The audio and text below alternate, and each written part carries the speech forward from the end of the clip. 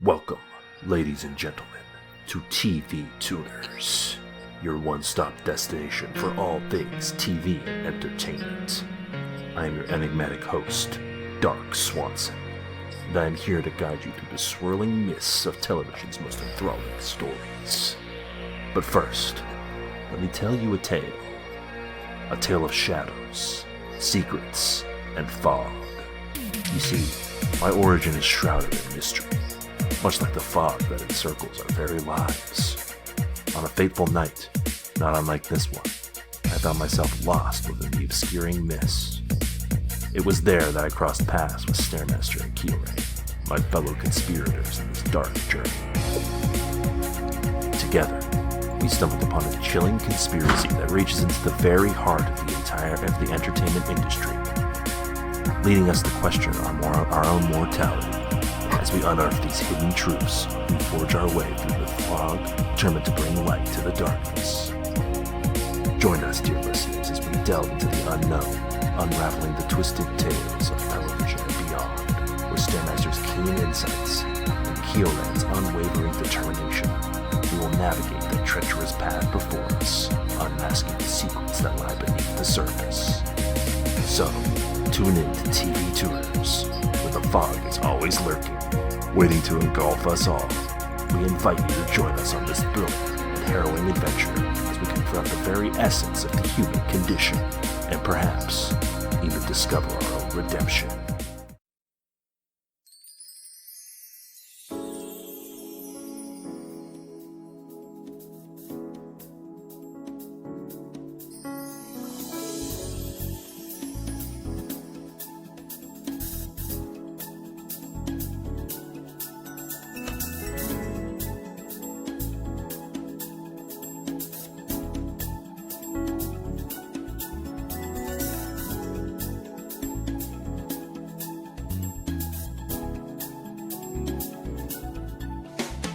Hi there, folks, and welcome to TV Tuners. It's a television podcast for the true fanatics. It's a weekly dive in the latest in TV news and reviews. I'm your host, Swanson. That's right. With me, as always, is my co-host and assassin man, Stairmaster. What? Oh, but the assassin man has like no lines of dialogue, Swanson. He speaks once, I think. Well, yeah, but he's pretending to be someone else. Well, we don't okay. get to hear him ads himself. Assassin man carrying a baby. You're not the I'm baby. gonna kill you now. Well, I'm talking to the baby. That's how you speak to baby, Swanson. I suppose. I'm gonna guarantee you now. And with us, as always, of course, is our other co-host and President's helper, otherwise known as Chief of Staff, Kiorein. Yeah, I'm like a glorified secretary over here, basically. You're like the president's team-up guy.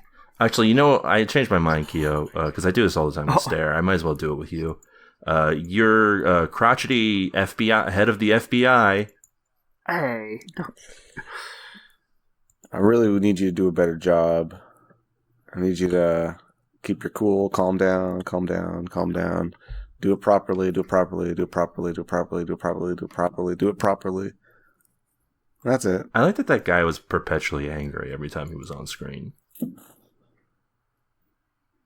Yeah, it was great. It's such an endearing character that I'd like to see on my computer screen. Like, even when he was talking to someone who had witnessed 2 murders of close loved ones, he was like, "Stop whining!"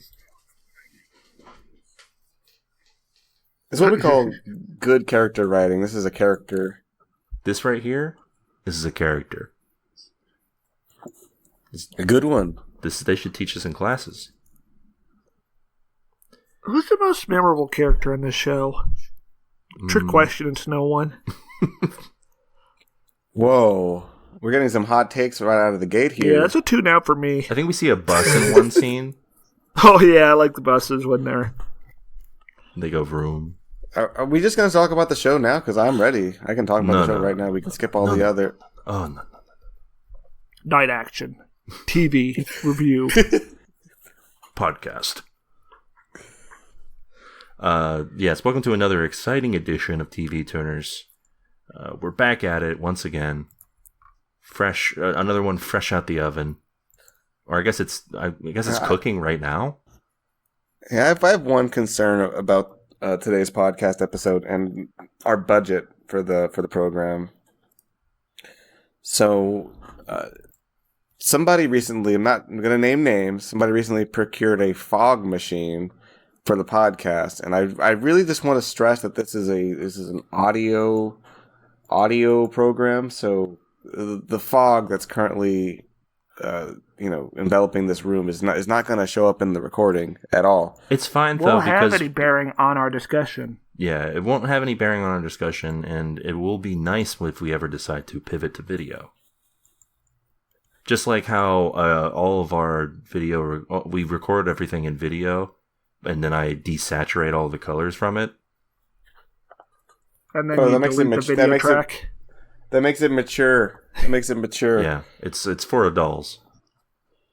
It's good to have everything be mostly kind of gray. Yeah, like the real world. You ever walk outside and it's just gray all the time? No. Zero color? No. Oh. Do I need to get my eyes checked out? I mean, Swanson, it sounds like you have total color blindness. Oh no. Guys, I just talked to the doctor. We did a little editing magic. I had a phone call and I came back. I just talked to the doctor. It turns out I have Netflix syndrome. Oh. And that means we're going to have to split this episode into 10 parts. Well, yeah, you'll find out what Netflix syndrome means in 10 episodes from now. Is that related to the televoid syndrome that you've been fighting? That's different. Some would say it's best forgotten what that is. I'm glad you at least acknowledge that. Give it to the fog. Thing. Yeah, it belongs to the fog. Okay. It's kind of cathartic to have all this fog around us, you know? It's not just that it looks like we're doing an Undertaker wrestling entrance. What else is it? It's that we can just sort of, it's like a cathartic experience. Give all of your fears over to the fog. I like dipping my foot in it and like my foot disappears and I pick it back up. It's like, ooh, look at this. I like seeing the faces of the people I've wronged being haunted. Oh wait, no, I don't. Yeah, that seems bad. Oh, is that upsetting for you? Is that triggering? Yeah, I don't need to talk to my dead wife again. Yeah, let's not look into the fog. But Sarah, it's your fault she died. No. I couldn't have done anything. The car was too heavy. The car was flipped over. Are you sure this fog heavy. Isn't created by some sort of dog in a spaceship? Maybe the dog's waiting by a phone too, with a little book of code words. Yeah, what could it mean? But yeah, of course, it's another round of TV tuners, and you might be sitting there. You might have a question, a quip, comment, foresight. Otherwise, well, if you have any of those things, you can send them over to our email address, and we'll read them on the podcast. That's right, folks. All you got to do is send them to tvtunerspodcast@gmail.com. What's that email address, Kiorein? It's tvtunerspodcast@aol.com. That's right. You could be like Gio, who sent us this email. What? Nod your head. Fellas, okay. I'm no lawyer, but this might be the best opportunity you've ever had to open your episode with a theme song to the Wild Wild West without getting sued. Gio. What's... Presumably he means the Wiki Wild Wild West? Yeah, but what's the occasion? How could we not get sued for that? I don't know. It's the best opportunity, evidently. Does this have to do with the writer's strike? No, this was sent... I don't think writers are lawyers. No, this was sent in March, so it doesn't have anything to do with that. Okay, what were we doing in March? It was my birthday. Maybe that's it. I don't know. And I told you happy birthday on your birthday. I mean, he means this is the best opportunity right now. We'll never get another opportunity. May 5th? May 5th. Yeah, so... He knew when we were gonna get to his email. I mean, yeah, it would require some sort of foresight for Geo, but that is what our email is for. Foresight. exactly. So perhaps this is a foresight. The first time we've ever gotten a foresight. Maybe it's because Warner Brothers. Do they own the Wild Warner Wild Brothers West? did something? Yeah, they did something. I'm sure of it. Something about the strike. Here's my question. What do you remember about the movie and or theme song Wild Wild West? Because I already said the one thing I remember, which is the Wicca Wicca Wild Wild West. I don't remember anything from that song. All I remember is the scene where they used the machine on the dead guy's eyes to see what his last sight was. Oh, and of course the spider That's robot. impossible. Yeah, also that Will Smith's wife was attacked by scorpions or something. That's impossible. No. It happened. It was historically inspired by true events.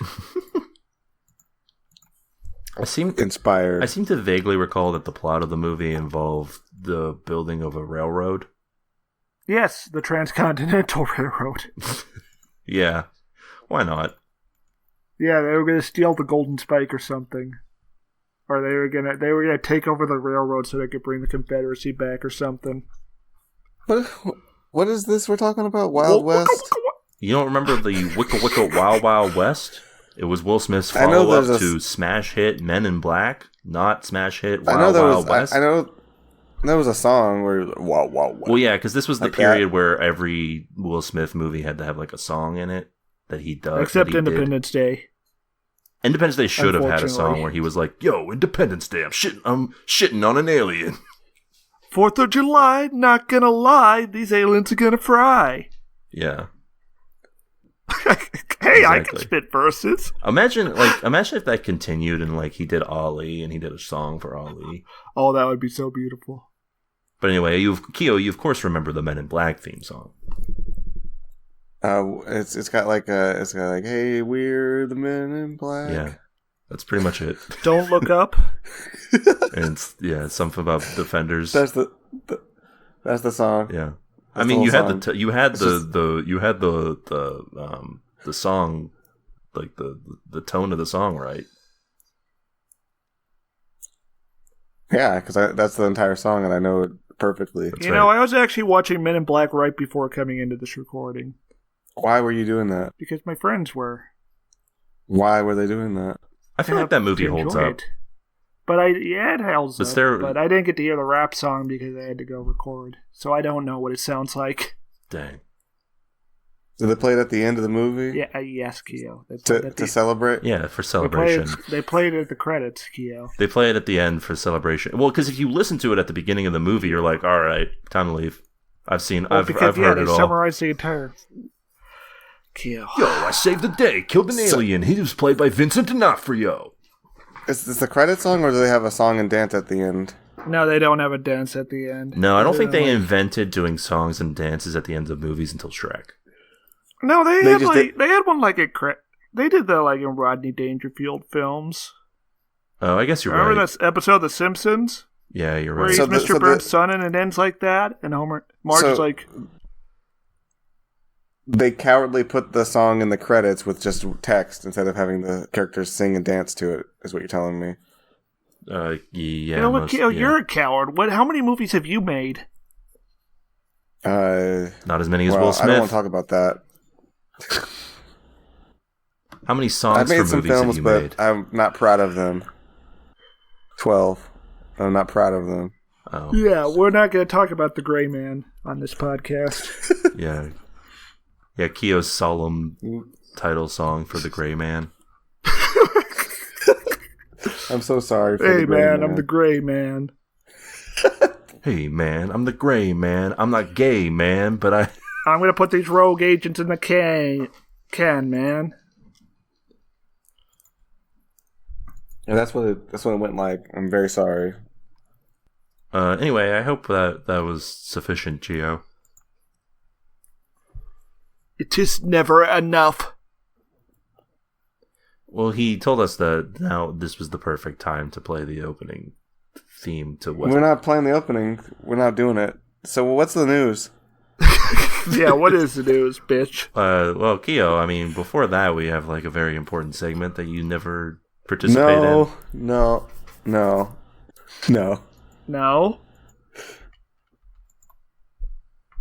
Keo, you trying to speed Skip run it. the podcast today? Usually I got that's my my thing.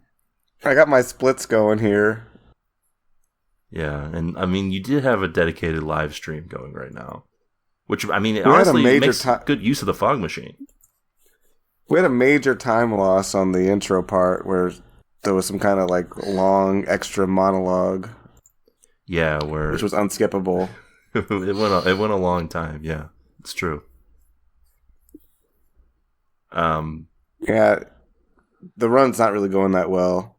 Well, maybe we'll make it quicker.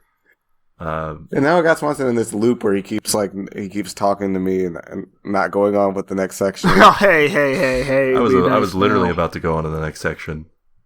Yeah, so it's the news. No. What'd you guys watch this week? Skip has failed.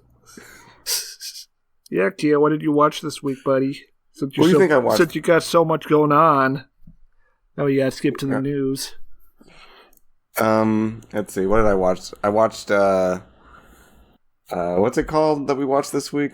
Night something? Night A Night in King Arthur's Court. That's what you watched? A Connecticut Yankee in King Arthur's Court. Yeah, that. Let's see. I watched The Night Agent. Oh, how was that? Well, I think we should get into that right now. All right, it was not good. So The Night Agent opens. I'm going to reveal something, and then when we talk about The Night Agent later in the pod, I'll come back to it. I watched 2 episodes of this show. And I will say, the second episode did not change my opinion on the show. So, okay, interesting. So yeah, The Night Agent opens with... No. So what, you watched The Wall, you watched like The Stars, whatever you always say? I don't look at the stars anymore, but they're so beautiful. Aren't they? Yeah, the stars in New Mexico, that's what they say. That's what they say in Men in Black. Oh. That's like how they book in the opening and the ending of the film. So at the beginning of The Night Agent, which is what I watched last week, would Vincent D'Onofrio better as the Kingpin or as that sick little alien in there? I think he was better at the Kingpin. Sorry. So, all right. Well, segment skip has failed. I need to maybe start this run over. Well, you gotta try using backwards long jumps, Keo. I'm trying, but like Swanson's RNG has just been insane today. What's a funnier scenario? Vincent D'Onofrio as Kingpin coming in and being like, more sugar. Or... Your galaxy belongs to me. Yeah, as the gross alien being like, I am the ruler of Hell's Kitchen. Obviously. Because we can do that voice. Yeah. Yeah, I would agree with Stair here. Where he sounds like he's getting like maybe the best or maybe the worst blowjob of all time. Yeah, you think that's what a low quality blowjob sounds like? Or maybe the best. I would think that if you're getting like a poor blowjob, it's either like sloppy. Are you talking about like is it painful or is it just like underwhelming? What are you thinking here? Well, it's got to keep you. Well, the thing about it being worst is it's got to keep you going. There's got to be a reason you don't pull out. It can't just straightforwardly be bad. You catch my drift? So it's got to be like insidious. An insidious blowjob. Insidious? I don't know. This blowjob has ulterior motives. So anyways, I watched American Gangster this week, directed by Ridley Scott. The Denzel Washington joint? I would have appreciated if they had made one movie instead of 2. A movie about Denzel Washington instead of a movie about Denzel Washington stapled to a movie about Russell Crowe. Interesting. Russell Crowe plays like the cop. Well. I remember that they were both in it, and I remember that it was pretty good. or It's okay. but I watched it like a decade ago, so it's not Ridley Scott's best. It's not. well, yeah, there's no aliens or robots. I think the best part is when he shoots Idris Elba in the head. Whoa. And he's just like, what are you going to do? Shoot me in front of all these people?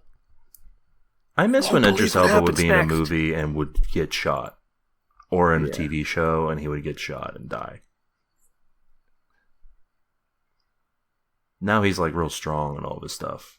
Oh yeah, Norman Reedus is in this film for one scene as detective in morgue. Huh. I feel like that's my biggest takeaway from this movie. You know, also, there's some stuff about capitalism. Who cares? So yeah, you don't have to bother watching it. Also, I didn't see the last 20 minutes because I was watching it on Amazon Prime, and they stopped offering that film at midnight. Wow, so they just cut you off immediately. Whoop. Yeah, I don't know how the film ended. It was like right in the middle of Russell Crowe finally talking to Denzel Washington. I think. Does it fade into like a picture of Bezos' face? Sternly. So Swanson, what did you watch this week? This week, I watched a movie available now on Hulu, if you have it. It's called Rye Lane. Brian? Rye Lane. It's a place in Britain. Oh. It's a British movie. Oh, not interested. It's a rom-com that is not bad. In fact, it's enjoyable. That's good to hear. Wow. It's got a nice little style to it that feels like what if Spike Lee and Wes Anderson combined. So it's got like weird like fisheye lens shots and it's extremely colorful. It's a very fun style. Unlike The Night Agent. Yes. Also, it's very funny, which is an important part of the calm part of the rom. Calm. Yeah, it's a good little movie. It's charming. Very brisk on, I think, about 90 minutes. Exactly what you want from this type of movie. Tune in. Just like Men in Black. I also watched Guillermo del Toro's Pinocchio. Oh, does that have Mussolini in it? Yes, I was about to bring that up. Mussolini makes a cameo in this movie. He makes a cameo in the movie and orders for Pinocchio's execution. Because he's probably right to do so. Because Pinocchio does a protest song where he essentially says that Mussolini's a poopy head. Yeah. And Mussolini's like, I do not like this doll. And so he gets killed for like the 5th time. The crux of the movie, or so how it works, is each time he dies, since he's a puppet with a soul bound to him, he just doesn't. He goes to the afterlife, and death is like, what are you doing here? You're not supposed to be here. I have to send you back every time you come here. So him and Death keep bonding because he keeps dying over and over again. Anyway, that's one of many fun little things that aren't in your... Listen, I'm going to just say it, guys. This ain't your daddy's Pinocchio. Is this a live-action remake of the Disney Pinocchio? Not a live-action. No, it's animated. Beautifully animated, I would say. Wow. But is Disney Pinocchio? No, it is not Disney Pinocchio. It is firmly not. Del Toro wanted to make original manga. Del Toro wanted to make Disney Pinocchio, and Disney did not want him to do it, so he made this. Yeah, no fun allowed. And it's much better. And I mean, listen, as a kid, I never gave a shit about Pinocchio, and I mean, technically, I still don't. But this was a fun little movie. Ewan McGregor plays Jiminy Cricket. That's fun. They have Cate Blanchett only doing monkey voices. She doesn't talk. She just makes monkey noises. It's a good movie. So that's a tune in on Pinocchio. Yeah, go watch it. It's on Pinocchio. Netflix. And that's it for me. And I guess that's it for the segment. So now we can get on Pizza Tower. Does that count for anything? No. It's a very good game. Oh no, Stairmaster's gotten into his video game discussion. We're having a time loss here. Oh, Yeah, you're gonna be frames. losing Too a lot many of excess talk. frames. Yeah, it's gonna be bad. Well, now we can get to Kyo's precious news. The news he so covets and desires. Well, I mean, we don't have to do the news. We can just move on talking about the show. No, Kyo, people are fighting. People are dying for their rights right now. That's right. Oh, what's happening? Well, we'll There's get a Tell me strike. about this. Yeah, as you might have heard, Kyo, the Hollywood writers are on strike. What? That's right. The WGA, the Writers Guild of America, of course, has gone on strike for this first time since 2007 due to a variety of reasons, which I will now mention. Because the strike itself is whatever. Like, going on strike is, one, it should be a normal thing that you should do when you don't have demands that are being met. But they are going on strike specifically from the companies that are, I guess they're all run by this conglomerate in terms of when they make contract negotiations. So it's Netflix, Amazon, Apple, Disney, Discovery, Warner, NBC, Universal, Paramount, and Sony, which I think are pretty much all of them. That sounds pretty big. All 5 of them. All 5 of the big media guys. They all negotiate with the WGA for contracts. And essentially, the WGA accuses them of, and I mean, I have no reason to not believe this is true, wanting to create a gig economy inside of a union workforce. Wow, who would have thought? Yeah, it turns out They can make more money like that. Yeah, they want to close the door on writers' rooms and then make everything in writing a freelance position. Also, the residual stuff, that's a bit technical Yes, for our podcast, but that's also very jaked up. Yeah, there's residual things that deal with streaming services that it's been going on since streaming's been around, pretty much. And this is the big one, the one that I thought we would be most interested in terms of podcasting, which is they asked for protections against AI taking their jobs, and were met with nothing. They were we don't want to deal with worse than that. nothing. Worse than nothing. Well, yeah, because you have blue check marks all over the place saying that like an AI can write better than them. But read the counter proposal that they gave them. You got the counter proposal was that they would hold yearly meetings to discuss advances in technology. Whatever that means. But all around, there's, in case you were wondering, hey, is this a good strike? As if there's a bad one. Yeah, they're striking for very good reasons. I'm against this. I'm against this strike. I need them to produce more entertainment for me. People are going to kill themselves. If the entertainment slows down, a lot of people are going to be real sad about this, and there's going to be a sharp uptick in suicides because of this. Yeah. Oh, also they want to get rid of the writers' room. I think I said that, but also and they want the union wanted the guarantee of the writers' room, and the AMPT did not offer a counter proposal. Right. Yeah, they also had a proposal to protect screenwriters from having to do work for free, and it would cost them nothing to just implement it right now, and they rejected it outright. And instead offered educational meetings, whatever that means. And they also wanted guaranteed 10 weeks of work. Yeah. But to hear the AMPTP explain it, which is this conglomerate I was talking about, Kyo, they presented a comprehensive package proposal that included generous increases in compensation for writers as well as improvements in streaming residuals.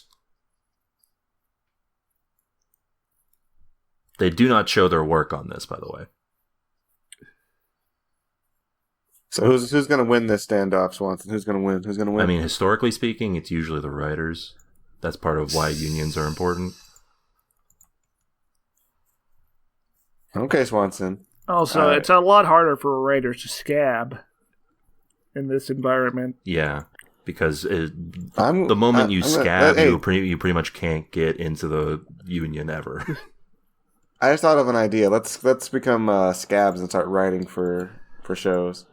I mean, yeah, I was never going to get into the WGA anyway. Might as well. Well, we could just make a web show, since that's not under their purview yet. True. Yeah, let's hop in there and just start scabbing as hard as we can. Also, there's murmurings that other unions, like the Directors Guild, might go on strike, which would be huge. Their contracts expire in June, so we'll find out about that too. As well as the Screen Actors Guild, which they're also preparing to have negotiations with. So it might just be a full-on shutdown. Yeah, they should go on strike too. I mean, they all should, including the technical workers. The railroads. And the railroads. Go on strike again. Well, they didn't go on strike. That was the problem. Do you think Biden's going to come in and be like, we need TV shows. I'm forcing you to get back to making TV. I mean, if Obama came in to tell LeBron not to tell the NBA to go on strike, anything's possible. True. Who's the LeBron? What a beautiful! Is it? What a beautiful moment in history that was. Yeah, he promised some voting booths in NBA stadiums, and then they didn't even get that. Hey, LeBron, stick the basketball. Stay in your court. Boom shakalaka. Throw that. Not in my house. Throw that ball. Throw that ball in the hoop. Throw that ball. Keep hooping. That's what you're here for. You don't understand the powers that be. Man me. Anyway, yeah, so, I mean, I feel like it doesn't need to be said, given the tone that we've had in this discussion, but obviously we stand with the writers and the actors and directors if they decide to also go on strike, and they should. Especially if this is still ongoing by the time that their contracts are due. Which it probably will be? I mean, who knows? We can't do math anymore now that COVID has rotted our brains. True. I can perform mathematics. 6 plus 6 is 66. That's right. But anything that stops the seeming deluge of AI content into my everyday life would be appreciated. There's no way they try to do AI-generated shows if the strike goes on right. There's no way. There's no way they haven't already. Look, I'm pretty sure some of the shows we've watched have been AI generated. I think the show we watched today was AI generated. Whoa, hot take. Let's get started talking about that show then. I think the actors might have been AIs. These performances are not that great. Yeah, a generic white man he might have been created by an AI, honestly. Oh yeah, and in the second episode, they introduce a whole other subplot that involves the vice president's daughter. Oh, and they focus on that for like half an episode. Yeah, she gets kidnapped by Spaniards and a part of a weird religious cult, so a white guy has to go rescue her. Yeah. And then it turns out they're all possessed by parasites. If only it were that good. Topical. Didn't that remake just come out? Yes, months ago, Swanson. Months ago? I thought it was like last month. I don't know. Time isn't real anymore. I don't know. I don't keep up with video games. You're the Pizza Tower guy, you know. I figured you were the expert. Okay. You want to hear about Pizza Tower? You want to hear about the exploits of Peppino Spaghetti? That's beautiful. Speaking of companies that he's scared of everything, Swanson. Oh, is he like? But he has to keep going. Is he like Bo? I hear Bo is afraid. No, he's like Courage. Oh, he's a cowardly. Is Bo afraid? Is there a woman named Bo in that movie? No, I think Bo is Joaquin Phoenix's character in that movie. Oh, and he's like anxiety. I guess Joaquin Phoenix could play Pizza Tower Man. Oh, I mean, he could play pretty much anything at this point. Sort of like an amorphous blob. Yeah. It's sort of like Clayface. Ooh. Joaquin Phoenix, now that after he's done playing the Joker, he starts playing Clayface. Yeah. Well, didn't you see that leaked footage of them shooting Joker 2, and then he's being chased by guys who are dressed just like him? Maybe he's being chased by Clayface clones. That'd be interesting. Yeah, so, writer's strike, we'll see how that goes, but, speaking of other things that might be in need of a strike, Netflix is soon going to roll out their new model for U.S. users where you pay to share your account. I think we've discussed this before on the pod, this idea, because they've been talking about it since last year. It's their great obsession. They need to raise profitability somehow. Right. And the best way to do it, of course, in the way of all corporations, is to screw over the user. Listen, Swanson, sharing your account is immoral. Yeah, I mean, why? You're stealing money from the Netflix corporation. Yeah, stealing wonderful, wonderful money that goes directly to people's pockets that definitely need it. Yeah, and if every account shared is an account that they 100% would have purchased. We could be paying for a clone of Jeffrey Epstein to get a new yacht. Yeah, but instead I had to share my password with my mom. So you could show her Unicorn Gundam. That's right. She loves it, by the way. She loves that full frontal. She wants to know what's in that box. But no, let's be serious, all right? She watched Char's Counterattack. Yeah. Which is also on Netflix. She was very confused by the mother line. Anyway, yeah, the whole initiative here is pretty self-explanatory. If you share your account, you gotta pay. Why is Netflix doing this? I mean, I guess we also answered that, but the main crux of it is that their numbers have been dipping, instead of not even dipping. I feel like it's just that they've stayed the same, and so now that they can't gain any more people because Netflix is essentially as worldwide as you can get, they have to, find new ways to add to the pricing. Will this actually help them gain more followers, or will it help them lose followers? The answer will surprise you, which is probably the latter. I mean, it hasn't happened to me yet where they're like, hey, you gotta pay. But if they did, I would just say fuck you and not subscribe to Netflix anymore. What would you be missing out on? The Night Agent, of course. Swanson's the number one Night Agent fan. Yeah. I would miss out on, I guess, whatever I thought I was missing out on, I could just subscribe for like a month and get rid of it again. Yep. But yeah, pretty much Netflix already has the multiple subscription tiers. Did you know Netflix has an ad model? I did not know this until just recently. What? But there's like a $10 a month ad supported Netflix version. Yeah, you can pay to see ads like Hulu or whatever. But none of these shows were designed with quite commercial breaks in mind. That's right. They just sort of, based off of what I could tell, they seem to just sort of pop up at random. Yeah, they just kind of happen. Swanson, what do you think is going to happen with Netflix? Think they're going to be real happy and successful with this new move? No, I think it's going to piss people off. How much are they charging to share your account? I was actually trying to look that up while we were bantering. Right now, the two most expensive subscriptions are your standard Netflix, $5.50 a month, and Premium, which is $20 a month.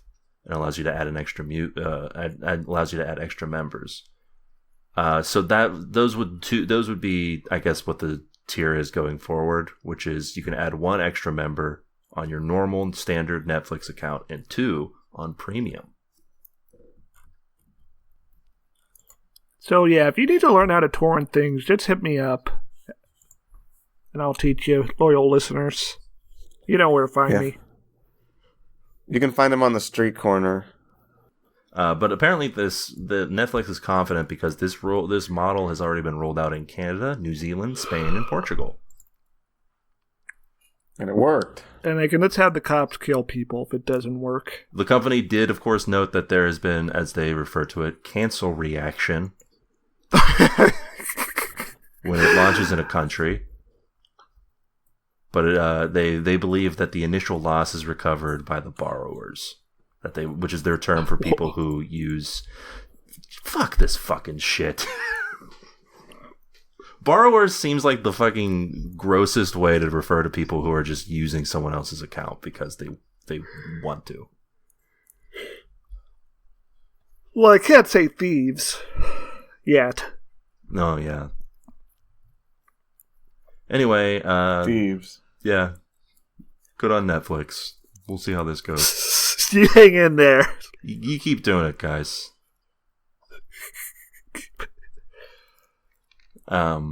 Considering that their biggest competitor just changed their name to Max, I feel like they're going to continue to be number 1.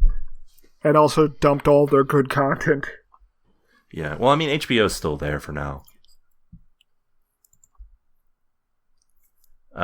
Anyway, that's it for the news, Keo. So you'll be happy to know that it's time for a segment near and dear to everybody's hearts. Haven't done it in a while. It's Trailer Blazers. Hit the theme, Keo. I refuse to do a theme. We're going to do the theme skip here.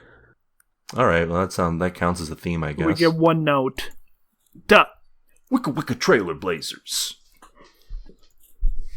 Yeah, we watched the trailer, and now we're going to talk about it. Black Mirror. It's coming back. Aaron Paul's here. What if your mom wants a phone? Yeah, it's pretty much it feels like it's pretty much the same. There's no gay sex in this one, as far as I can tell. True. So I'm not interested. Yeah, Aaron Paul's on a spaceship in one of these. Basically, it's a little trailer where it shows you a bunch of everything. It wasn't gay sex; it was straight gay sex. Yeah, it was a man pretending to be a woman, having virtual sex with his friend who is a man, not pretending to be anything. He's just a man. Oh, he's pretending to be the fighting game character. And he was, and this wasn't a commentary on gender or sexuality. It was and he was into it, and his friend was into it, and then they discussed it, and his friend was like, "I am a man, though," and he was. It's like, more like they made a comment. Bro. It's more like they made a comment. A comment saying that it wasn't a thing. That gender is weird. I guess, yeah, gender is weird, I guess. But then it's just a bunch of question marks. Was that the moral of the story? Yeah, just gender is weird? Gender is weird, comma, bro. So, yeah, the trailer for this program, it's like, what if the future happened and it was not good? Yeah, true. It's pretty much what if that. it was spooky? I'm glad that we don't live in this world where the future is spooky. What if a crazy thing happened every episode? What if there was a premise? Yeah. That's what the premise is, right? Pretty much. I think you're right. The creator of the show is talking about how this new season is going to be different than what came before it. But I mean, is there anything in here that makes you think it's different?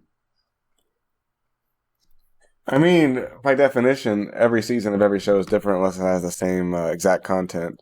I guess true. And every episode of Black Mirror is different because it's a new story.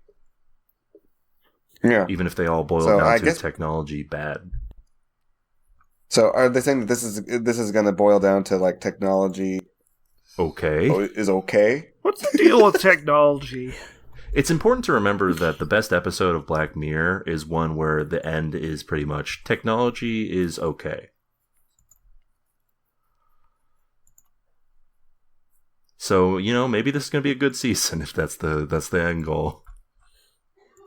I don't know. They seem to really lean into things being real spooky. It still won't be as good as Weird City.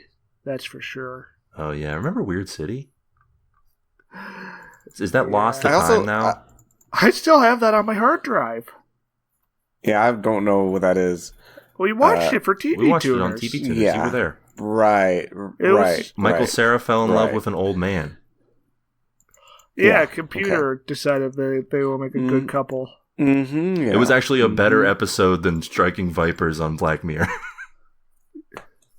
Which is the one we were talking about. Also, it was by Jordan Peele. Are you guys okay? Like, you guys are Weird City, former episode of the pod. Same with Black Mirror. Allegedly. Yeah, like 5 years ago. Yeah, well, it doesn't... that was when YouTube Red was a thing, so you do the math. I also got the feeling from this trailer that they're trying to hype some kind of, like overarching mystery. Did you guys get that feeling, too? Oh, because the little computer thing keeps appearing in all of the shots? I don't remember the detail. That's just the feeling I got. Did you get that feeling? No, but that's just because I never expect them to do something like that, because it would be dumb. Like, more dumb than normal. They're mixing things up this season, Swanson. I guess it's true. That's a good way to mix it up, make it interconnected. In your show that's specifically not supposed to be that. Yeah, it's called. Yeah, it's change. It's Swanson. You're just scared of change, things being different. Yeah, I like the idea that they got together in like a writer's room and they were like, "All right, we've cracked it. What if instead of anthology, it was mythology?" There's a guy on a whiteboard. And everyone's just like slowly, they clap like it's Birdemic. God damn it, Don, you've done it again. And they just clap for a solid like 5 minutes. Why do men wish their mom was a phone? It's an idea. An idea of control. This is an idea that Sigmund Freud was not capable of. That is not what Don Draper sounds like. Bye. Keo, I think you need to work on your Don Draper. I was doing a Herzog there. Oh. What if your phone had a hole? What would you do with that hole? I discovered on my mother a dial pad. I began to press the button. Anyway, I look forward to whatever stuff Black Mirror does next. I also don't remember if I ever actually finished watching that 5th season of Black Mirror. I think we just watched the one episode and I never watched the rest. You talk about TV shows a lot on this. I think you watched a Black Mirror or something. Yeah, probably. I just still am in awe that the moral of the story from that Black Mirror episode was just like, I don't know. Well, it's just like, wow, that's crazy, man. What should it have been, Keo? Anything. I can't tell you what their... Yeah, I don't care what their message... Do you think God should have come down and slayed them for their sins? I mean, it was clear that they wanted to do some sort of messaging about, like, gender fluidity, but they don't commit to it. They cop out of it, in fact. Like, they explore every angle. They're like, first of all, like, the guy's like, yeah, I figured it out. I'm 100% a man, and that's just how I am. There's nothing to explore there. And it's like, okay. It's like, oh, are we gay? No. Wrong. So, like, what's the deal? I don't know. But then they keep meeting, so it's like... Oh my fucking god, we're talking so much about the show we watched like 7 years ago. Yeah, this was... I want to be clear, this episode came out in 2019. And we probably have spent more mental energy on it tonight than we will on The Night Agent. It's more interesting than Night Agent. I mean, yeah, that's the reason we're bringing it up, right? Is that it was, for its flaws, it was an interesting thing. So I guess there's that it's beautiful. sort of little... It's beautiful. It's beautiful how in the fighting game they fuck. but in real life they have a fight. Whoa. Yeah, that's that's a metaphor for something, probably. You're fucking blowing my I don't know brain. what that is, I but don't there's know. Probably one. You're blowing my brain. Careful with that blowing, though. You better do that in the video game, buddy. We talked about this on the episode, but just how could the video game have had all that programmed into it? Well, yeah, someone said it that they should have had a plot twist where they revealed that the producers the studio went out of business years ago, and people were just like a sex VR guy bought the license to it, and that's all it's been ever since. That would have made so much more sense. No, the game is so in depth that in fighting mode can quickly turn to fuck mode. What happens if a kid plays that game? Listen, don't think about it too hard. Like at any point in time, a troll could just whip out his dick and slap your kid around with it in the video game, or rape you, or if he's better at the game than you.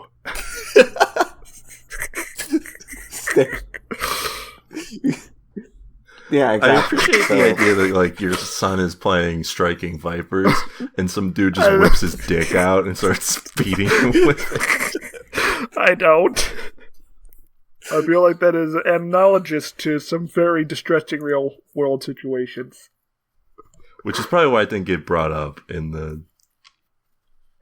I mean, it probably should have, because this doesn't make any sense, but whatever. Also, how do you know your opponent's really going to fuck you and they're not just going to kill you while you're in fuck position? I don't think there's an ELO system that people are concerned about. Fucktality.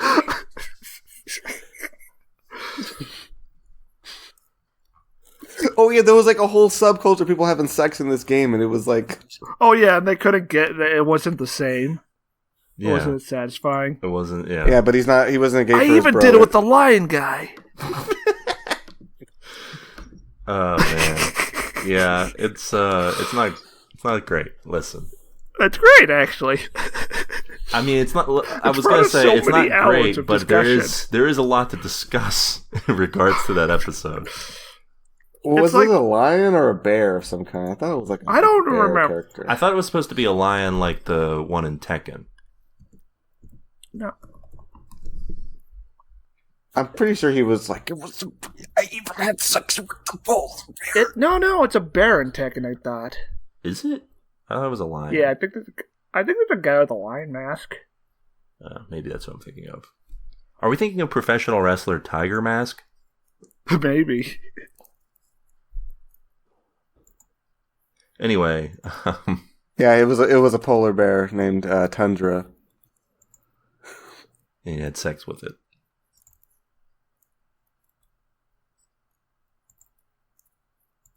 So what happens if you're a girl? How does it feel if you're a girl and you're getting fucked, but you're a boy in the real world, neurologically speaking? Well, that's something that comes up, isn't it?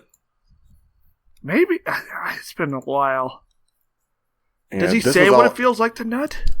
This was all intricately programmed into this. Into this virtual reality fighting game. This show is not set in the far future, by the way. They just have this kind of... Wow. It's set in a distant future, or a close future, yeah. It's the only technology they show off, I think. This yeah, game. But I mean, they have VR that's more advanced than ours, because don't they do the little... You just tap it on your forehead or whatever? Yeah. Yeah, but that's all they have it for in this program, as far as... Wow. Okay, I think we're talking about this for way too long, Swanson. Speedrun in shambles. Do they come in their pants when they're playing? I think don't so. think they address that. Yes. Okay. Yes. Of course they do, Stairmaster. So they're very... Now that we're discussing evil it and more, sinister. I'm picturing a developer who being all right, I think we're done on the game, and the boss comes in, he's like, no. They need to feel what it's like. What happens if they're... Yes, hold on, Mr. Programmer Man. What happens if they're junk touches? We need to account for that possibility. This fighting game is good, but what if they want to fuck? Can we make the women lactate? Sir, that'll take another week. It's fine, we can wait. We'll patch it in. That is acceptable. Anyway, yeah, we've talked way too long about this episode of Black Mirror from 2019.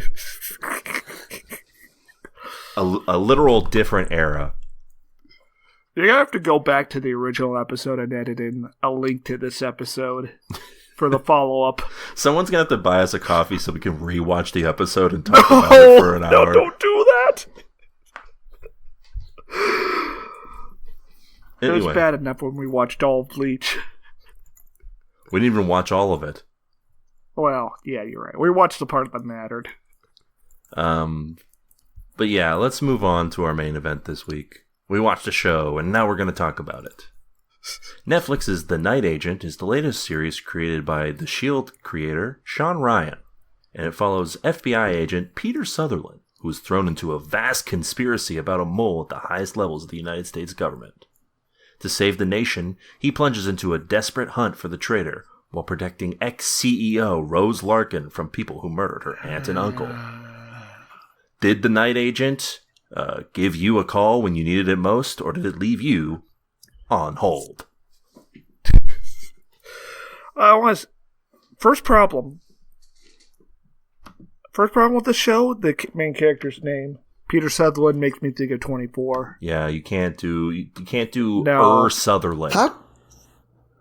That's crazy. How could they do that? You can't do Sutherland. You have to change it. Change both, preferably, but change one at least. Also, this program speedruns trying to endear you to this character. They like... Oh, they literally rip off Bodyguard. This opening scene. It's true. I was expecting a few mums. But instead, mum's the word. Yeah, I've literally seen this before. This is AI generated. Well, yeah, you have seen it before. It's Bodyguard. Yeah, all the dialogue from this program, like, legitimately sounds like somebody trying to write, like, a procedural TV show and not even doing a good job. Yeah. Well, yeah, because he goes into this train car and he sees a little girl. He's like, "Why don't you take my seat? I insist. I'm a good man." Yeah, and so then he sees Hooded Man. Yeah. This is leave the first package. This is the first line of dialogue I have written down, which is when he opens the thing and the guy next to him says, "Is that a?" And that's it. So yeah. And kudos to that dude for not panicking, because everyone else does immediately afterwards. And the train blows up real good. I just really like the idea of this scene where there's just a guy in a hoodie and it's just like exactly what you think it is. Yeah, if you thought it was any different, it's not. If there was gonna be like a clever subversion, a misdirect. So I explained earlier that I watched the second episode of the show, and if you thought that there was going to be any sort of subversion at any point, anything you suspected was true, everything that you thought was right is right, pretty much at this point in the show. Now I'm thinking about that scene in 24 where Jack Bauer has to fight the suicide bomber on the subway. And at the end he kicks him off at the last moment. It's really cool. Like instead Sounds pretty exciting. Instead of you instead of you turning down like a dark alleyway and you're not sure, or like a dark spot in your hallway and you're not sure where you're going, everything is fully lit and you're turning into something that you know immediately where you're going. What is what you want in a conspiracy theory, a conspiracy thriller? Yeah, this is definitely what you want in your like spy / conspiracy thriller show. Also, we talk about the plot being very clear, but the lighting, the coloring is very gray. Yeah, it's desaturated even. I feel like to an extent that even like is beyond Netflix normal. Yeah, standard. and I'm looking at that clip from 24 I just talked about. It's so much more colorful, even if it's very orange tinted. This is a very serious program, and when you get real serious, 24. You get real uncolorful. 24 was definitely a laughable program for sure. I laughed at it. I watched it and I went, terrorism. Remember the part where like where they had his wife. Where Jack Bauer fights a cougar. Pretty much any part with the wife was just hilarious. No, that was his daughter who fought the cougar. Especially the part where like the car rolls down the hill and then spontaneously explodes and the That wife was- has amnesia. That was pretty funny. But yeah, he's getting checked out and he sees a man with a snake tattoo. And he goes running after this guy. And him and this guy get into a fight. And this dude pretty much just gets his shit rocked. And that we cut, and it's a whole year later. The man's been asleep for a whole year. Wow. Yeah, I like how the passage of time is expressed to us by him going at the window, and it flashes on screen real quick 1 year later. 1 year later. I had to like go back and say, oh wait, what was that? And he's confronted with this man. Well, we see a video of him being confronted by this man who runs a right-wing conspiracy site called the Rome Tome. Also, to get back to Bodyguard, I feel like that's a more elegant writing. Like, that's the Bodyguard's train bombing thing. It's how he gets the job as the titular bodyguard. Right. Well, this is just sets up a Chekhov, a MacGuffin for him to latch on to later. Well, I also, guess. he's been through this traumatic experience, and we don't get any sign that there's any sort of trauma that he's dealing with. From the jump, we know that our titular bodyguard is not well. On edge. Was he even traumatized, or was he just kind of like, wow, that was a that's crazy. rough day at work? Wow, rough day at work. Back to the phones. Because, yeah, the thing that comes from this is that there's a conspiracy theory that he was responsible because he was there. I guess because he ran away, they think that he did something. Did he run away? Yeah, because he chases after the guy.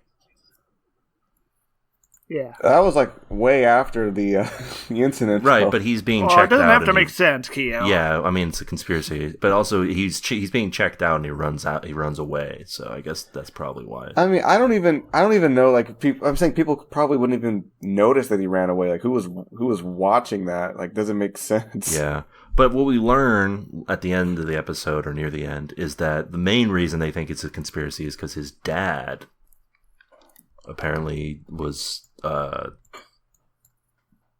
They thought his On dad trial was a for traitor or treason. something. Yeah, but then he died in a car wreck, conveniently. Yeah, I'm sure that won't come up and be part of this vast conspiracy that he's going to unravel. Wow, this is written by ChatGPT. No, it's written by Sean Ryan, creator of The Shield and co-creator of Terriers. You can tell it's written by I'm him saying that because of he- the show's wonderful dialogue, right? Was he known for having good dialogue? Well, I mean, Terriers had good dialogue. But I guess he didn't write all of it. Yeah, sometimes with these programs that are co-written or co-created, you really underestimate the power of synergy there, where Yeah. you actually need both guys to do a good job. You do need a writer's room, it turns out. Hint, hint. I should mention that The Night Agent, by the way, this show came out a month ago, I think, and it was one of the biggest shows on Netflix this year. This is the first I've heard about this show. This program. It was big. It was number one on Netflix for like a month straight or something. Allegedly. I mean, Netflix can just say whatever the fuck it wants. Yeah. I could see being really into this show if you've never seen like like a TV show before, Like 20, you've never seen 24. Yeah. or any of its derivatives. I mean, if you're a person who's like mostly what you watch is like police procedurals and you turn this on, you're probably like, whoa. Basically, if you're a Grampy. Would you be like? I don't know if you'd be like, whoa. I think you'd be like, oh, okay, this This is my speed. this is right up my If only alley. Mr. I Blue could Blood was watch here. this. I think this is clearly background core Yes. television. Yeah. But Netflix isn't really very background core oriented. It's No, there's an like, autoplay unless you're feature. chilling. what, having sex. Yeah, to while the Night Agent's on. What is sex? Well, Stairmaster, we're gonna have to give you the talk. Listen, Right now. you're telling me this show isn't going to get you in the mood, Kiorein?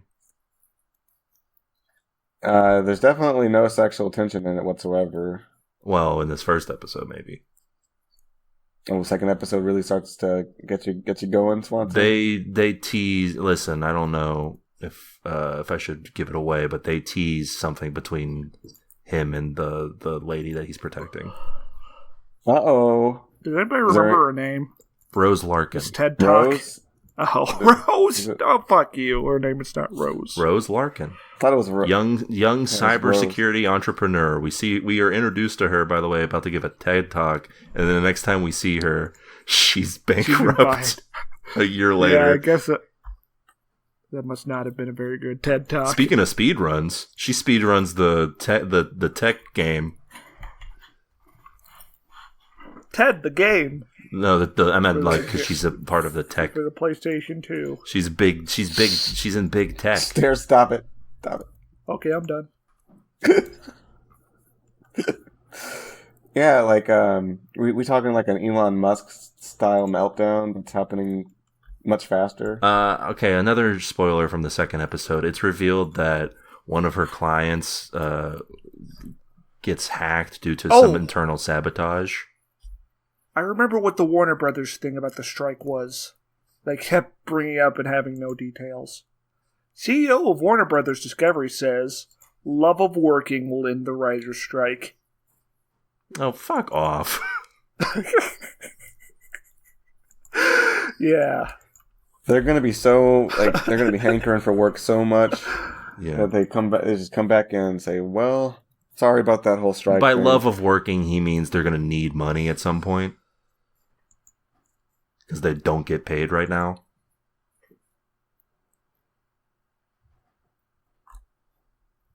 Yeah, that tracks. That's just sort of the flowery way of saying it. Yeah. That is such like a villain monologue. Yeah, we need to do something about these people. Uh-oh. This Stairmaster's getting into rhetoric again. Stair, I see a hammer there. What's in the other arm? Ooh. Well, what are you gonna do? What are you gonna? He's crossed them. Night action. That's a sound. Yeah, we're replacing the TV tuner's crab with a stone bust of Mao Zedong. Oh, that's the one we're gonna latch on to. Yes. Of all the ones to choose, he was the best. Oh, okay. Who's the best Swanson? Let's start a huge internet flame war. I don't know, Karl Marx. Oh, come on, Swanson. Karl Marx. Come on, didn't even. All he. He didn't even rule over a country. He wasn't even a dictator. Yeah, you're right. All he did was sit around reading books. He didn't. You want us to get a bust of some dude who read books? Oh yeah, I'm sorry. He wrote books. I mean, when you think about it, we're basically less than Marx. We only watch TV shows. We don't make them. Did you ever hear about how Karl Marx and Abraham Lincoln exchanged letters with each other? Yeah. He congratulated him on its election. Yeah, and he wanted to keep pushing him because he thought it would be better if the... Well, when you think about it, Abraham Lincoln did oversee the largest, redistribution of wealth in American history when he liberated slaves from the Southern aristocracy. True. Imagine what could have been. I guess, yeah. Fun fact, there was also a bunch of German expats who fled Germany after the failed liberal revolts of 1848 and migrated to Texas. And then they got killed by the Confederacy when they didn't want to accept being conscripted into the army, the rebel army. Wow, an interesting story. Way more interesting than what's going on over here. So yeah, Rose goes and hangs out with her aunt and uncle, who are pretty much like they have dinner and they hang out, and then immediately they're just like, "Turn off all the lights. Someone's coming to kill us." And then they die. And part of the reason that the American-Mexican War happened is because Mexico is actually one of the most popular destinations for escaping slaves in the Deep South. Huh. The more you know. Impressive. The aunt and uncle die. They just die. Yeah, the uncle gets fucking owned. Yeah, I'm gonna say something real quick here, which is that this was the coolest part of the show. Right here, which is when the uncle gets garroted. Garroted? I think it's garroted. It's like when Lance Reddick goes after the guy in The Guest and just dies in a second. Yes. After being in the background for the whole movie. Yeah, so she goes to the other house and she performs the call to the adventure for our Right, who is protagonist. just sitting there. Yeah, he Well, sits that's a there and job. looks at classified He's a phone documents boy. from 1997. Well, it's not even classified. It's just the big list of terrorist Yeah, what was organizations. this? You posted a screenshot. Which includes Yes. Shariko. Oh. Well, it's important. And the Basque Fatherland and Liberation Front. Yeah. Good stuff all around. Definitely not just a list that they printed off and hope no one would read. Weird, even though it's like they close up on it in 180p. Also weird that the list only starts in 1997, even though Well, yeah, they had a... there are There was no probably a terrorism bunch of groups. back then. No, didn't exist. Yeah, nothing happened at the World Trade Center in 1995 Nope. or 1993. Perfectly normal. Perfectly normal parking lot. So yeah, he answers the phone. He's like, "Listen, what you need to do is go into the bathroom, lock the door, don't go in, and then go hang out in the closet." It was a perfect plan. Yeah, it true. worked. She did almost die. They did do a fake out here where there's a light shining in her face and you think it's the guy. Yeah. But no, it's a cop. It's interesting because while I was watching this, I was like, wouldn't it have been a better plan if you saw, like, maybe there wasn't a window in the bathroom or whatever, but if there's a window in the bathroom and open that way it looks like you left. That would have been clever.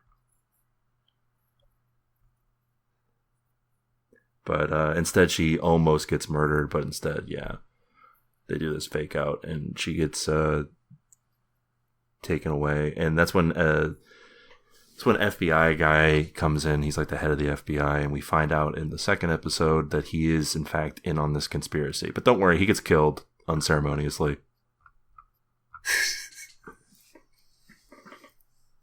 They're just like, yeah, he's in on it, and then they find his body.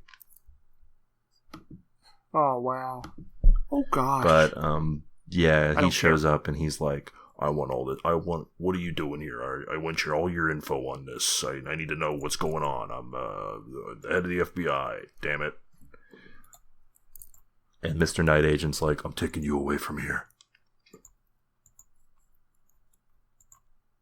And so they go to his house, and he's like getting ready to like take her away or whatever.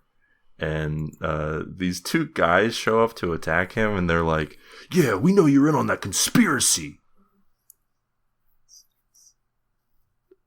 Yeah, they look Yeah. like two homeless bums. He- And it doesn't help that this happens right next to an underpass. yeah. An overpass. And they beat him right next to what looks like a homeless camp.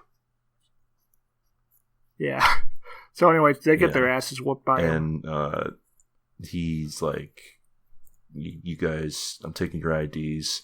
There's perhaps, this is, I think maybe the only moment of comedy in this entire episode where he's like, take their IDs, Rose, and she takes them and she's just going to steal them. And he's like, no, I need them to give them to the government. We're not stealing these people's identities. We're not stealing Yeah. their money in their wallets. And That's what she's he like, means. oh, well, all right, I guess. All right. And they... And then we got 20 more Yeah, minutes there's 20 to go. more minutes of plot left in This this, if that's what you want to say. And they get to the point where they start. They've reached the part of the episode where they give out their backstory to one another. And this is where we learn that his dad was. They thought his dad was a traitor, and then he died in a car accident. Conveniently, I don't even remember Rose's backstory. The thing about that whole thing leading to a conspiracy theory is like conspiracy guys, they don't care about people who commit treason. It's not like the thing they're obsessed with. In fact, they probably think treason's pretty cool. Or do they think he was? They would probably think he was like framed in order to distract from Bill Clinton. Right, he would be a hero to them. He would be the hero, not like the martyr. Yeah, I think that's mainly my sticking point, which is that they have the conspiracy mindset all wrong. Yeah, he was about to reveal information that blacks commit an even higher percentage of the crime than the FBI claimed. And he had the skull. He had the skull data to prove it. Also, the guy runs a website called the Rome Tome, and there's just no way that any self-respecting conspiracy nut is going to go to a place called the Rome Tome. Not in 2023. No. Incorrect. But yeah. In like 1999, that's kind of funny and quirky. Yeah, like he has like a GeoCities account. Yeah, it's got a little flaming skull that's rotating. And the X-Files theme plays whenever you get on it. A little, yeah, you just hear the little computer trumpets. Yeah, it's the little computer trumpets playing the X-Files theme. But yeah, we get a car chase. That a very bad. It was all right until it's solved by him running into the car. Yeah, that should have just ended with them fighting to the death. If this was 24, Jack Bauer would have killed. Thankfully, his at that car. Point. And also, the car. Thankfully, he's driving better. One of those cars with no airbags, so he's able to get away after crashing his car. But yeah, they go to the safe house, and she's getting grilled, and she's like, "I'm not going to give away my info because I don't trust anybody here." She's like, "But I trust you," inexplicably. Also, this show. Yeah, this show's so slow. At this point, he should have been like framed for a crime or something, so he couldn't rely on the FBI. I mean, we should get to that point, right? Yeah, at this point, yeah. And listen, I'm laying it out there. Second episode, we do sort of get to that point, but he's right back working for the FBI at the end. Yeah, this show sucks compared to The Terminal List, which I guess is like the closest equivalent in our modern era to this program. Yeah, because I guess Bodyguard is doing something completely different than this show, really. Yeah. But yeah, they're. Also, Terminal List is like only 6 episodes long. Much like Bodyguard. But yeah, they're pursued by assassins, and we get introduced to. Well, I guess that happens at the end is when we get introduced to the assassin couple, who spoilers, they become a big part of the next episode. Do you want to know about their sex life? You will find out. I hope he's giving her what she needs. Spoilers, his dick does not work. And that comes up in the dialogue. I don't know why they decided to make his character trait he's impotent, but... Why's it gotta be the person of color assassin that's gotta be impotent? He can't please his hot, mentally unstable assassin girlfriend. And I can't believe Bodyguard was 6 episodes. That's so long for a British show. Why would they write this program? Yeah, they thought it was fun, probably. But yeah, we get to the end here, and she's not coming forward with any info, and she's like, it can't be trusted. And it's like they alluded to there being some kind of like rat or mole or something. Yeah, I bet it's the president. And he's like, sus imposter. Meanwhile, this film we get introduced. Yeah. Which has also been a plot on 24 so many times. And then we end with this this very long sequence where this assassin couple essentially just kills a woman and takes a bag. Yeah, because it was a stash house. Like, you could have done this in a minute, maybe, but they draw it out to like 3 to 4 minutes long, where they're like, there's a stash pot. They're talking to this lady and like working their way into the house, and they're getting on her good side, and they just kill her anyway. And it's like, why bother? Oh yeah, because my crib, my pocket, and fat nuts. Anyway, there's nothing left to discuss, as you can tell. Yeah, they kidnapped a baby just so they could. Yeah, what were they going to do if the lady was just like didn't answer the door? Break in, I guess. They would just stab her. Like, I guess if she wasn't home, were they going to just wait for her to come home? What were they going to do? They couldn't just wait for her to leave? Cares? You had to kill somebody and make a bigger mess? Yeah, these are like, they're highly efficient, but also highly illogical, because you're creating a weird case for someone who might be like, if a police officer is really into this case, they're like, why did this random baby show up in this lady's house?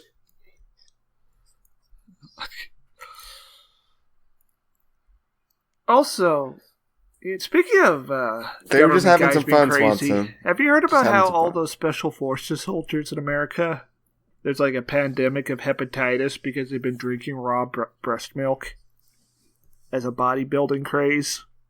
Wait, what? Yeah, they've been drinking. Yeah, they think that it helps you grow your muscles.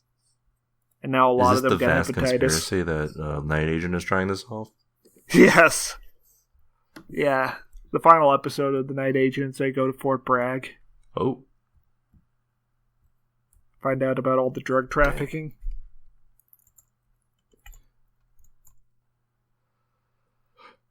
Now, So yeah, you should watch 24. Yeah, I was going to say, any final thoughts on this one? I want to say that they could not have made a more generic show.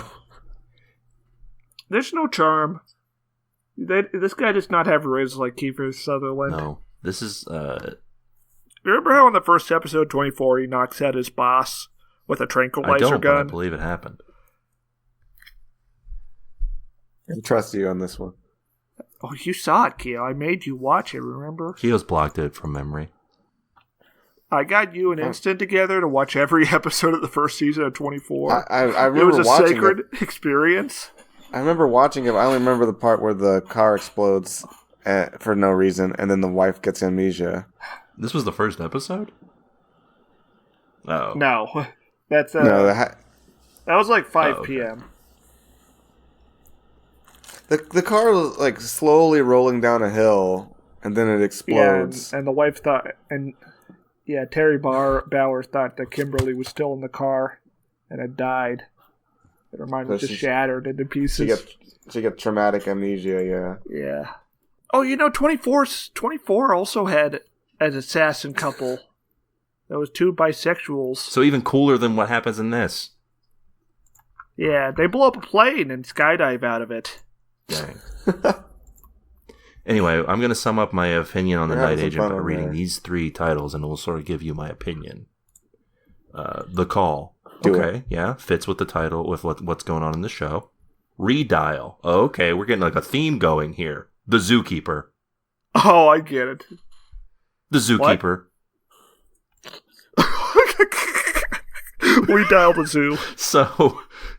So they gave up on their naming scheme. Yeah, that pretty much sums it up in general, I think.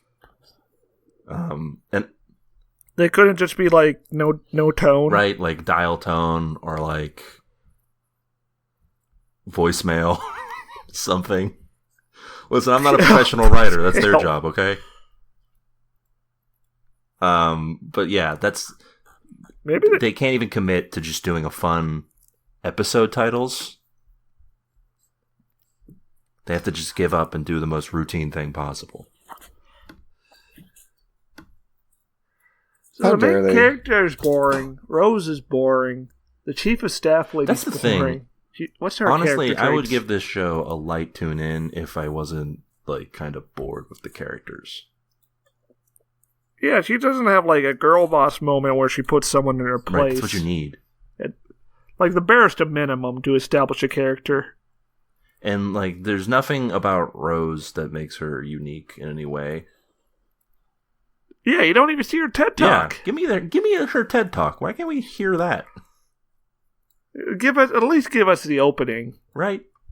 And of course, the main character is just like a blank piece of wood he's just a blank white guy that they got from the white guy factory. That they cut some mold off of Jai Courtney and Yes. cultivated. Yeah, he's a spore that popped off of Jai Courtney's back and grew into a person.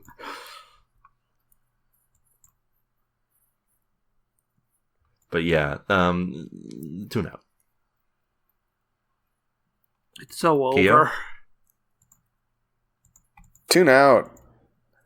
We're so back. TV Tuners is back. So there you have it, guys. It's a tune out on the Night Agent. And listen, that'll about do it for this week's episode of the show. Thank God. You know, if you're listening to the show, The speed run's almost over. run failed. Yeah, like I was trying to get sub 60 on this one, and We wasted a lot of frames on Black Mirror. It's true. A lot of Striking Vipers talk this week, more than the episode. yeah, and the bit RNG was just not good. Also, cosmic rays from the sun may have affected Yeah. the programming execution. Yeah, there was a couple of flipped bits here and there, causing unexplainable strange behavior in the program. But hey, listen, if you're listening to this and you're like, I wish I could program an episode of TV Tuners, well, you can, sort of. If you want to perform a code injection to skip to the end of TV Tuners, you can do so at Buy Me a Coffee, where you can request whatever you'd like to hear us talk about. Anything your heart desires. And fray our nerves and spirits. It's buymeacoffee.com/TVtuners. A single coffee gives you a single episode. Such as Striking Vipers. That's right. If you want us to Black do Mirror. an entire episode relitigating what happened in 2019 Black Mirror episode Striking Vipers, we will. Or you could make us watch Mobile Suit Gundam, War in the Pocket. That's right. Well, would it be one? I guess you'd have to buy multiple. Yeah, you'd have to buy 2 copies at least. But It's like a 2-hour runtime. But hey, the world is your oyster when you go over there. Again, that's buymeacoffee.com/TVtuners. And that'll about do it for this week's episode of the show. Till next week, keep watching. It's over. I found him. Hey folks, it's time for the TV Tuners Fact of the Week. Did you know that Stairmaster is a government agent with his own little cute code name? They call me Mr. Sweaters.